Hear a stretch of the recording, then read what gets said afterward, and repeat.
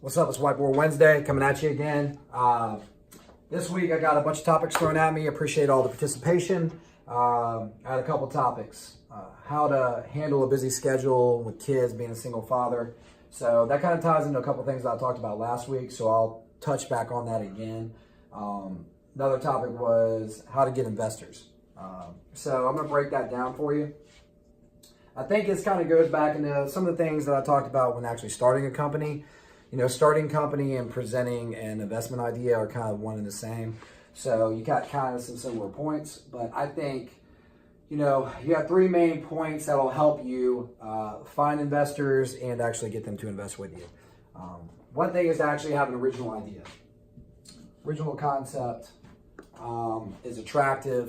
It's a little outside the box. It's not the run of the mill, the 400K, 401K, boring type of yada yada. A lot of people that invest, they like to do things that are a little bit different, that are exciting, and then also, most importantly, make them money on their money. So second point is easy.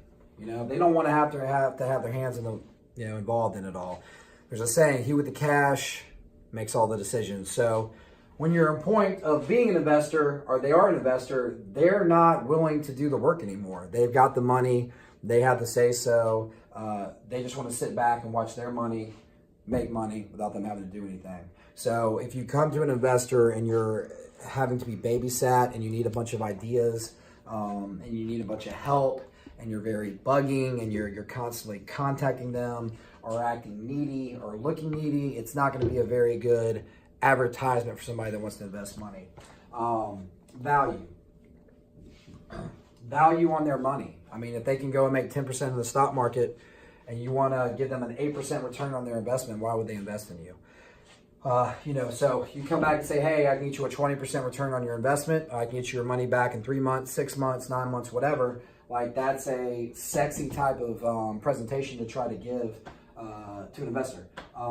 If somebody came to me and was like, hey, 5% on your money, I'll give it back to you in 4 years with an unsecured idea that is in a market that really isn't going to work, and the percentages of actually succeeding are very low, I'm most likely going to say no. So that's really it. So, just have an original idea, something that's enticing, that somebody's going to catch the actual eye of an investor. Make it easy on them.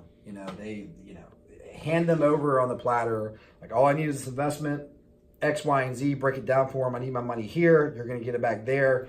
This is how it looks. Value. Show them that they're going to get a good value return and make a lot of money back on their investment.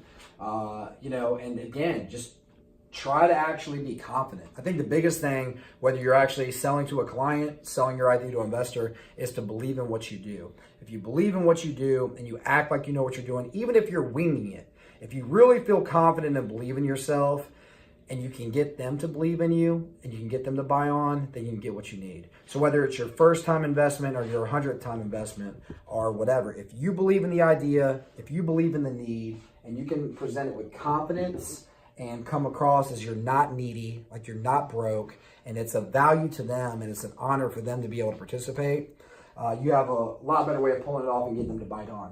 Second thing, so how to handle a really busy schedule, chaos. I feel like my life is Murphy's Law. I have 2 teenagers. They drive me crazy. It is what it is. But their schedules change constantly. Things come up. Principals call. I'm in construction. Example, we have a bunch of roofs going on in Bainbridge, Georgia from the storm relief. And material didn't show up. A crew got pissed because they didn't have a hotel.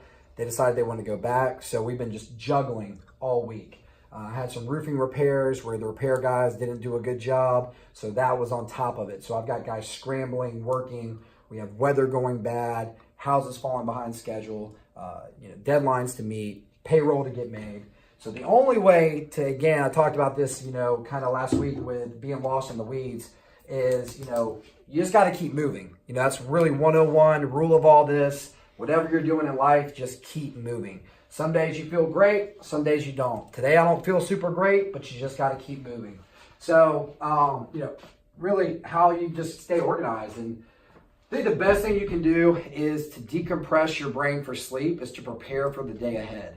Can you actually just, be satisfied with what you've done, accept what you didn't do, and just get your mind on what tomorrow holds. So maybe writing a list out, getting it out of your brain and putting it on a piece of paper, maybe by your bed. And then when you wake up in the morning, look ahead.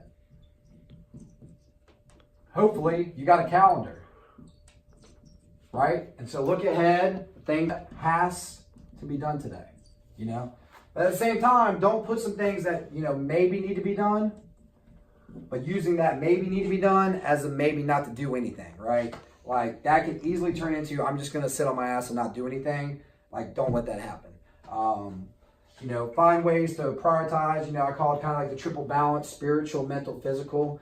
In your schedule, find some time for you, whether it's working out in some capacity, quieting down, meditating, yoga. Like I've actually become a huge fan of that, as funny as it may be.